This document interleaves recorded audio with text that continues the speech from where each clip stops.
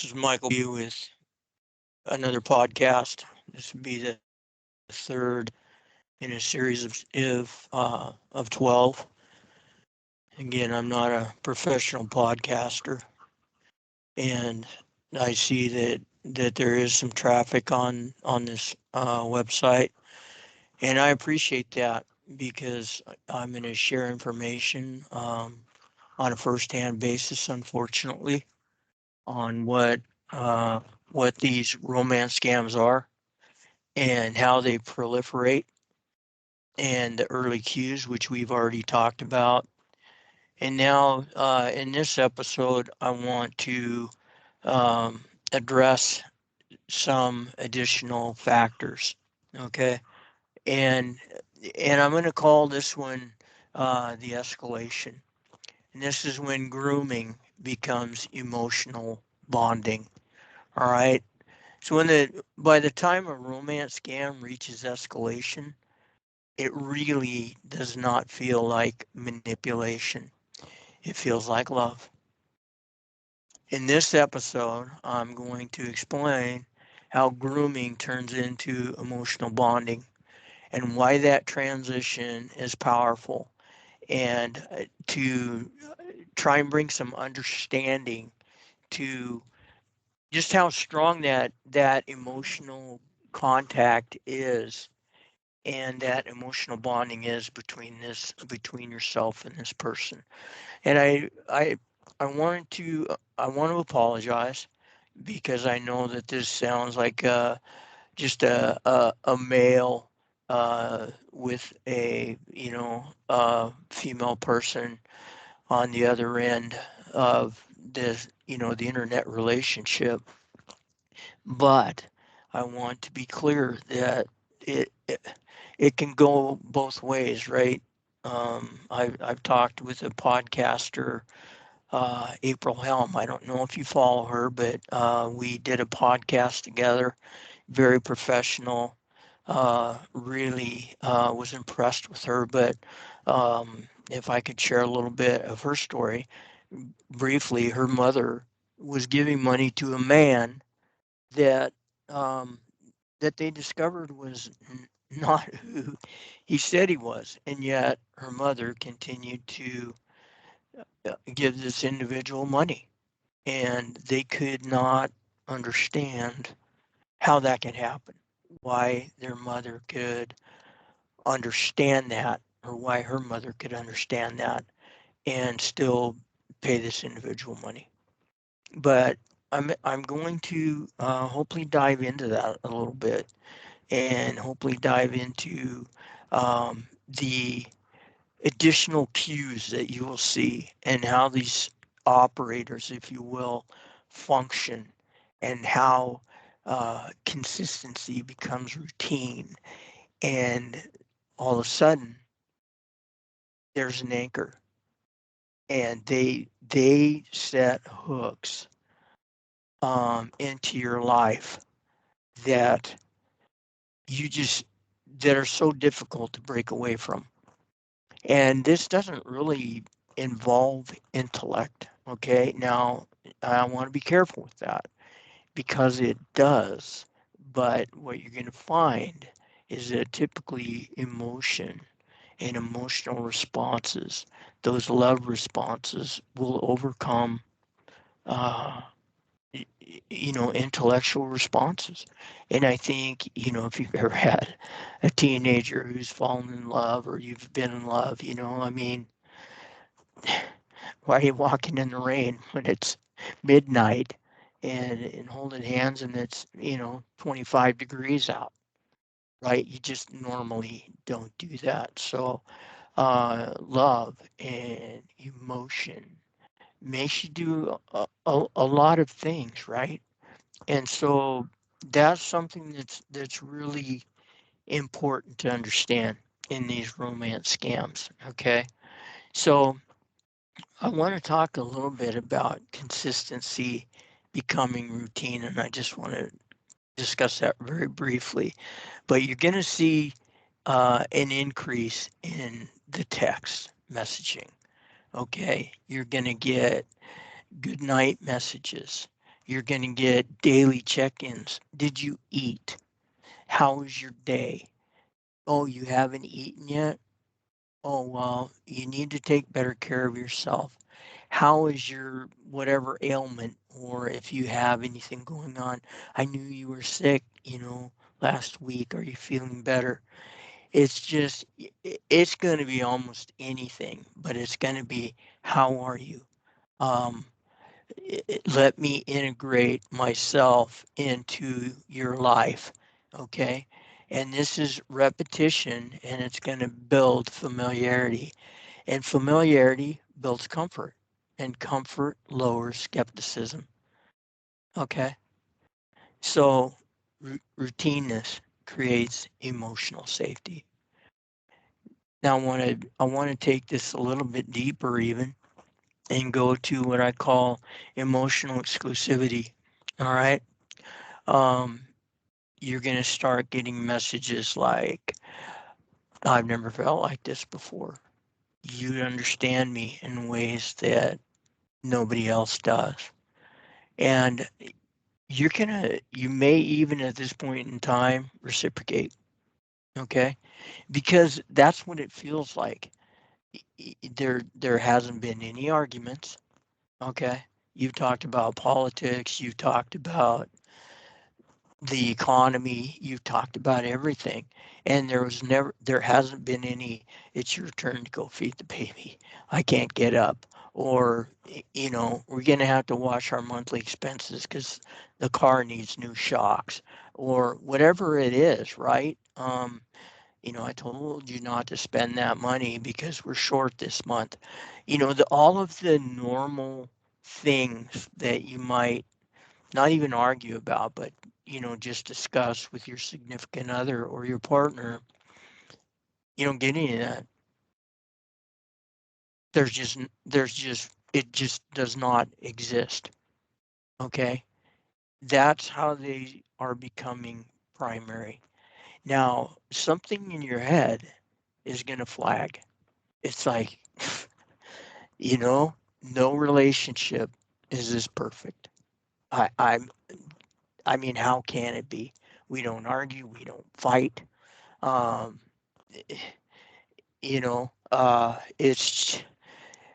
it's just too perfect. It really is. And but your emotions are going to override that intellectual analysis. They just will, trust me. And it's not unintentional on the other end. Okay. They study this, they understand that language induces particular reactions in the body, in the mind, hormonal responses. And that's why things feel good. They do. That when your spouse tells you I love you, or somebody tells you I love you, that feels good. It's not just emotional, it's chemical.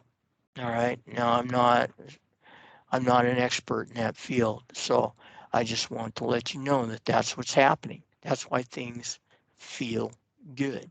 Okay. But again, I'm not an expert in that, so just we'll leave that where it's at. But just so that you understand, that's what's going on. With emotional exclusivity, you're going to find, hey, let's not share these conversations. Okay, these are private between us. Is that okay with you? I just don't want you to have to explain me to your family, and uh, or even if you're an individual, right? It's still going to be just between you and me. Let's not really even tell your friends. This is between you and me. All right. And it doesn't feel like isolation. It doesn't. It really feels like intimacy. Okay.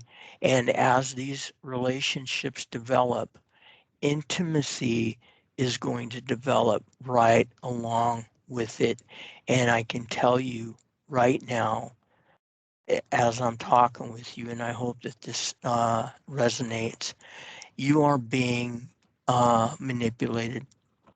Okay. There's just no other way to describe it. You are being groomed. You are being manipulated. And even at this point in time, when we're talking about it, you might even go, Michael, you don't know what you're talking about. This is different. I really care about this person. They really care about me. It's very subtle, and you can calmly explain it away. Okay? I'm telling you that this is how it works. And they are that good about it. It's going to develop, continue to develop. All right? You're going to see romantic intensification. That may even not be what this started out as. You may not have had any inkling that that's where this was going. Again, you're being groomed. Okay, you're being emotionally manipulated. That is as direct as I can get. You're gonna start uh, getting these pet names. First, it's gonna go Dear, then it's gonna go Mike, then it's gonna go Michael, and then it's gonna gravitate to Honey and Darling and things like that because even just those last two words, honey, darling, can you feel that difference? That's what I'm talking about. Okay. Um, if you and I had a real good friendship and all of a sudden I start calling you darling or honey, um, can you notice the difference in how that feels? All right. So think about that. Think about that and let that sink a little bit. Okay. Um, there's going to be future planning. What do you like to do? Well, I would really like to start a charity. When I'm retired. And you know what? I really wanted to do that too. Um, I've got plans for that. Really? What are they? Well, you're going to be surprised that they don't even have a name for that charity. They don't know where they're going to incorporate that charity. All of a sudden, that becomes all your idea. Okay? Red flag. This is something I wanted to do my whole life. This is something I've been planning on. And guess what? You're the one who's going to be making all the plans. What shall we name it? What shall we call it? Where shall we incorporate it? Who's going to do the legal work on it? You know what? They're not going to have those answers. They're going to look to you for those answers. They're going to look to, the father figure, if you will. They're going to look to you for that support uh, because of your experience, because you've done it before, for whatever reason, right? If you want to do something or they want to do something, and believe me, that is a huge red flag when they don't have any of the details, but that's something that they wanted to do. So beware. All right, beware. You're going to talk about travel. Oh, you want to go there? I've always wanted to go there. And oh, by the way, I just got back from Japan, and here's me, you know, doing something somewhere in that country, and they have pictures to prove it. Okay, but with AI, I can't stress this enough. Okay, um, be careful because with AI, I mean, look at what AI can do already. It's just phenomenal. Um, you can almost create anything. All right. So just be extremely careful with that. You've never talked about leaving your wife, but I really care about you and what would you think about us together? Okay, an open-ended question that is looking for a response. And that's intentional as well, right? Because if you start talking about, well, yeah, I don't want to, but I really like you. I may even love you. And things it's a test, right? That's the test strip, one of them, to see how they're doing. All right. Uh, I wanted a child. My child got taken from me. There's a story. Believe me, there's a there's a hardship story about what happened. My husband, that I was married to, left me out in the rain with no coat and took my child from me. And now I can't get them back, and he's in another country, and blah, blah, blah, blah.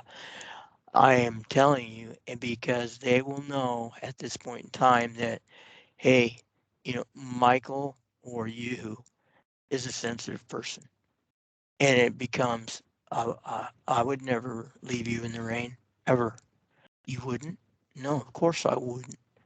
I mean, what kind of a man would leave, his wife, even his ex-wife, standing out in the rain? And all of a sudden it becomes, I know that about you, and it may even come out now, the I love you. All right? And it may even come back from you. I love you too. That's not what this relationship started out as. This started out as a friendship. You were talking about uh, the administration coming in. You were talking about politics. You were talking about everything but sexting, everything but marriage, everything but having a child together. Um, you know, you're gonna hear these shared vulnerability stories. They're gonna have one, okay, because they're gonna know that you're sensitive, that you care about people. All right. This relationship has stopped feeling new and it starts feeling permanent.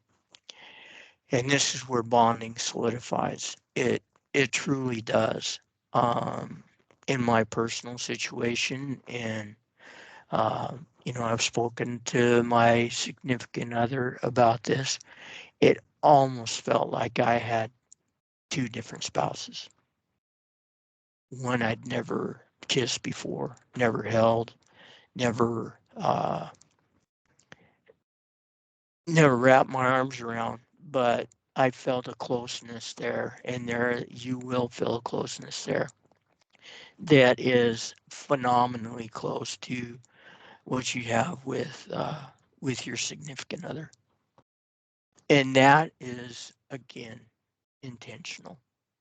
All right, and to kind of get a wrap on this, there's a few other things I'd like to discuss, but you're just going to get those text messages that, yeah, honey, baby, all those pet names.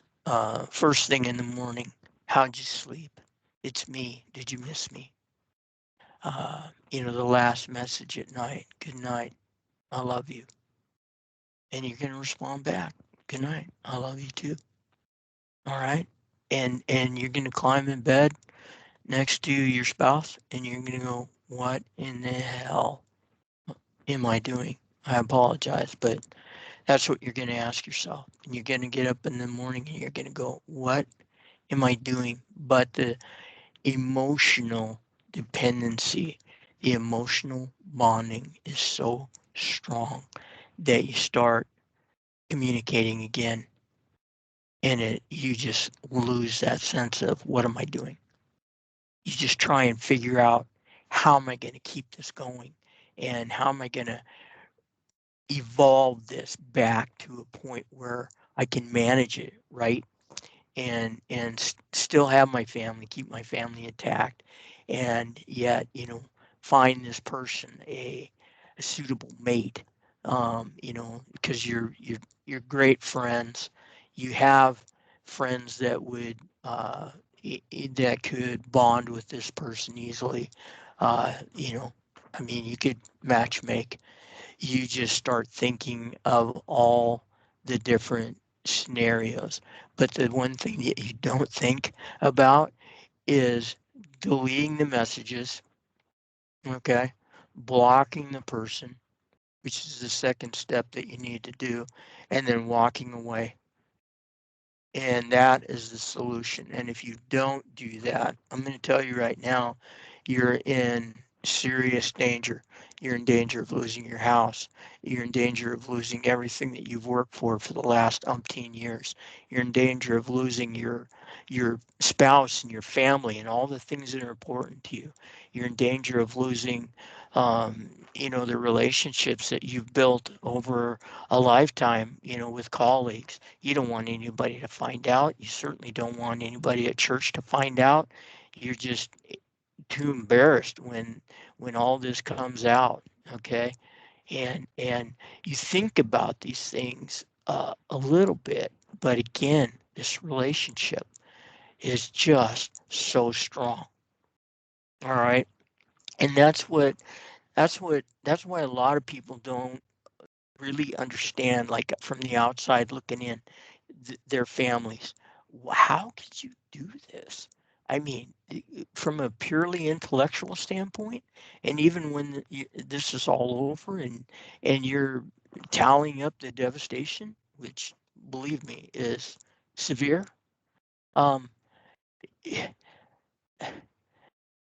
you're just not going to see it because you were emotionally involved, and until it's over and they ghost you and it's done and you have nothing, okay, and literally sometimes absolutely nothing, that's when intellect comes on board again, and it's like a freight train.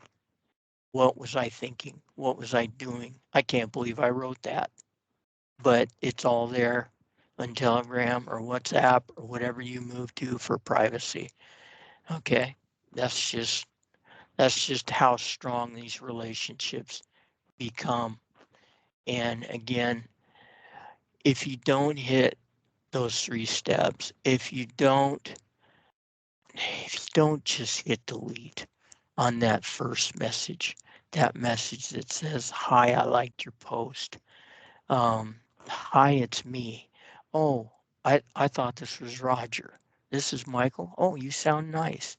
I was just looking for some new friends. That is how it starts.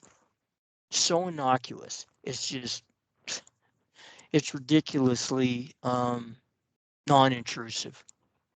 But as soon as you respond, you're in hot water. You're in trouble up to your eyebrows. You just don't know it. You don't know the game. You don't know the rules. They know all the rules. They know the game. They've been trained in it. They've been trained in all the psychology. These are syndicates that are overseas. These are very well-run organizations. Now they have AI behind them. This is epidemic, and it's not just in the U.S. Epidemic globally, and people are losing billions of dollars to these romance scams. And that's why we need to talk about them. And that's why I'm talking about mine. All right. Because I'm hoping that if you're listening to this right now, that whether you're involved in a conversation like this, or whether you're midstream, or whether you're on the other side, just freaking stop. I'm telling you, stop. If you're just starting it, stop. If you're in the middle, stop. And don't lose everything. You've probably already lost a lot, but don't lose everything. All right, damage control. And if you're at the end, please find the support that you need, because you are going to need it. It is extremely devastating to come out the other side of one of these and to see what's left. And quite honestly, there's not a lot. Okay. I'm just going to be real upfront with you on that. There is not a lot. And depending upon how old you are, um, it is going to really take a toll on you. And you may not have a lot of time to reconstruct and to rebuild, but reach out to the support organizations. They're hard to find, but they are out there. And the more that you talk to them, and the more that you talk to the people around you, the better off you're going to be. Look, I appreciate you jumping in on these. I'm I'm not a psychologist. I'm not an expert, unfortunately. I have firsthand experience on a situation that I got involved with that lasted almost a year. I'm not proud of it. And I wanted to just be quiet about it because I was so embarrassed. Not only because of the amount of money I lost, but just the devastation I brought to the people around me, to myself. Uh, please avoid that.